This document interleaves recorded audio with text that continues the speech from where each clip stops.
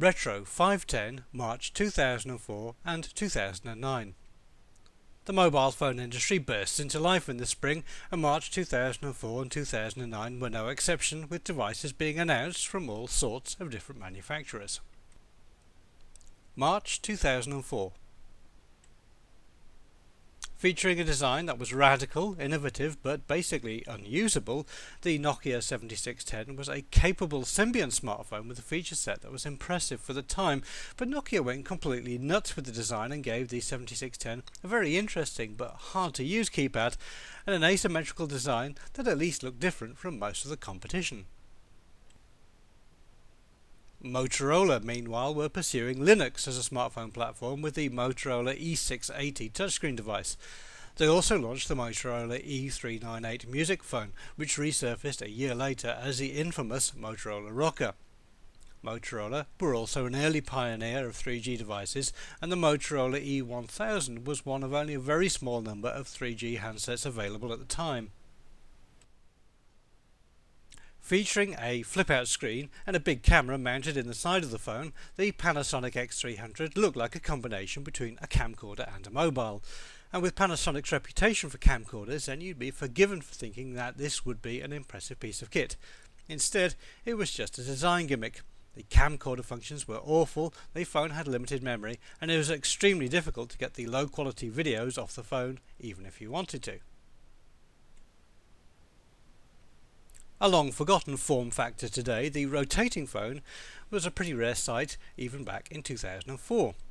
The Sony Ericsson S700 was one such attempt, and it had a rich feature set for a phone of the time.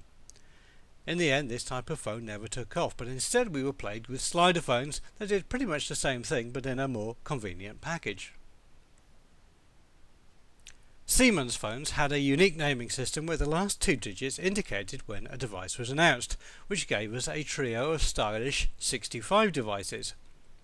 One key area where Siemens had a particular interest was ruggedized phones, and the Siemens M65 was a pleasingly chunky design that could withstand some pretty harsh conditions. Aimed at consumers, the Siemens C65 managed to look fresher than its Nokia rivals, and the Siemens S65 challenged Nokia in the business handset market too.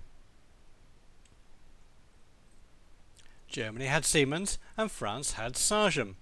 Known mostly for cheap and cheerful devices, the Sagem MyC3B was a competent and attractive girly phone that helped to bring a bit more variety to the market.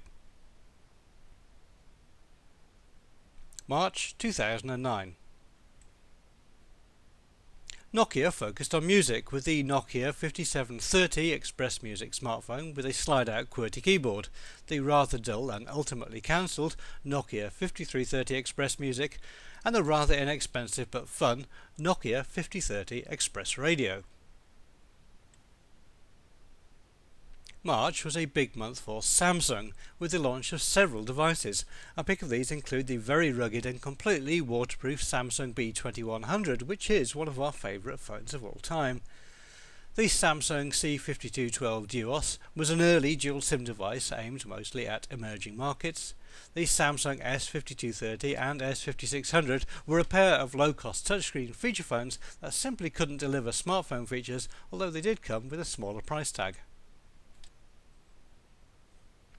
In 2009, Motorola was in the doldrums, and the Motorola ZN300 was a disappointing phone that didn't seem to do anything very well.